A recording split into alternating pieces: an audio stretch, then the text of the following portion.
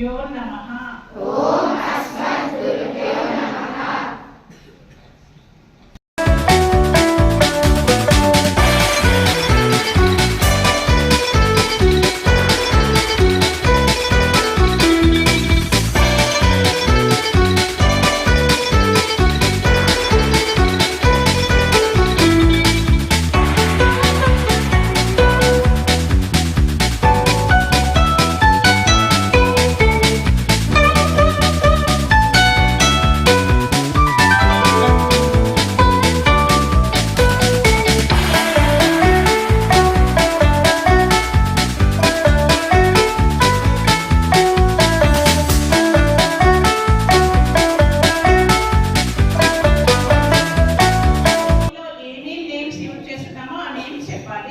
Next 3rd to 5th story చెప్పాలి. 6th to 9th class పిల్లలు స్టోరీని రిటర్న్ లో చూపించాలి, రాసి చూపించాలి.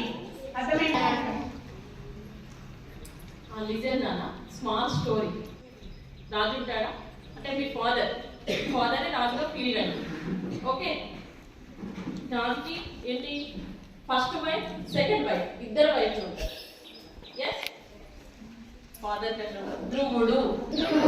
నెక్స్ట్ సెకండ్ వైఫ్ అంటే పేరేంటి ఉత్తముడు. కానీ ఆమె ఏం చేస్తుంది, వాళ్ళ పిన్ని అవుతుంది కదా తనకి స్టెప్ మదర్. కొడుకు కనుక అంటే నా కొడుకుకి అన్ని దక్కాలి, అన్ని రైట్స్ ఉండాలి, ఆ స్టెప్ మధ్యంలో ఉన్నవన్నీ తనకే చెందాలన్న ఉద్దేశంతో తనకి ఈ ధ్రువునికి అక్కడికి వెళ్ళే రైట్స్ కావాలి అన్నట్టు ఒక షరతు పెడుతుంది. ఆ షరతు ఏంటి అంటే ఫస్ట్ ఈ ధ్రువుడు వెళ్తాడు ఏడుస్తూ, మమ్మీ నన్ను పిల్లి రానిస్తలేదు, అక్కడ కూర్చొనిస్తలేదు, డాడీ దగ్గరికి వెళ్ళనిస్తలేదు అన్న విషయం చెప్పుకుంటూ ఏడుస్తూ వెళ్తాడు. అప్పుడు వాళ్ళ మదర్ ఏమంటే మామూలుగా మన మదర్స్ అంటే నేనైనా ఎవరైనా కోపంతో ఆర్గ్యూ చేస్తూ పిల్లి దగ్గరికి వెళ్ళి ఎందుకు అలా చేస్తున్నావు, ఎందుకు ఇలా చేస్తున్నావు అని అంటారు. కానీ అక్కడ ఎవరు ఇక్కడ సుమితి అనట ఆమె చాలా ఓర్పుతో నేర్పుతో ఏమని చెప్పింది అని అంటే, నువ్వు ఒక తపస్సు చెయ్యి, ఇలాంటి అంటే ఘోర తపస్సు చేస్తే నీకు ఒక ఎవరు కనిపిస్తారు, శ్రీ మహావిష్ణువు నీకు కళ్ళలో నీకు కనిపించి నువ్వు కోరుకున్న కోరిక నెరవేరుతుంది అని ఎవరు చెప్తారు, సుమితి చెప్తుంది. సుమితి ఎవరు, వాళ్ళ మదర్.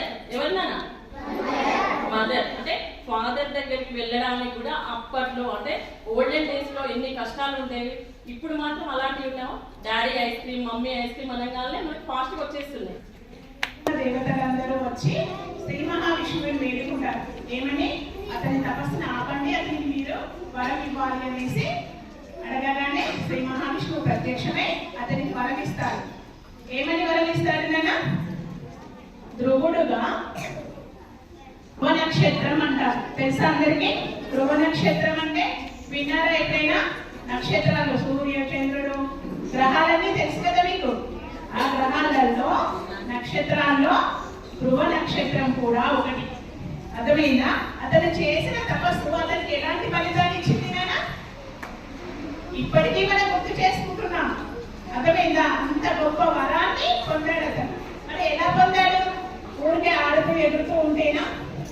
అతను ఎంత బాలుడు, చిన్న బాలుడు. ఇలా చిన్న బాలుడు మాత్రమే, పెద్ద యోగియో పెద్ద వయసున్న వ్యక్తి కాదతను.